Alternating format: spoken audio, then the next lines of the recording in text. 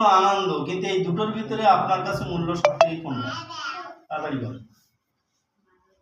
সম্পদ হয়তো সম্পদ বলেন, সন্তান হয়তো সন্তান বলেন, দুটোই প্রয়োজন। আল্লাহ পাক বলেছেন প্রয়োজন তো প্রয়োজন, আর এটা আমরা উপলব্ধি করছি। কিন্তু এই দুটোর ভিতরে প্রাধান্য আপনি কাকে বেশি দেবেন? সন্তানকে না সম্পদকে? ওই তিনজন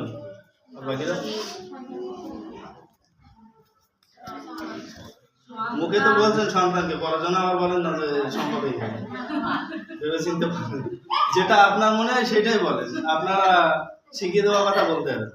ওকে, মহান আল্লাহ তাআলা এই দুটো সম্পদকে সামনে রেখে আবার মহান আল্লাহ তাআলা কোরআন শরীফে আমাদেরকে কিছু শিক্ষা দিতে, ইন্নামা আমওয়ালাকুম ওয়া আওলাদুকুম ফিতনা।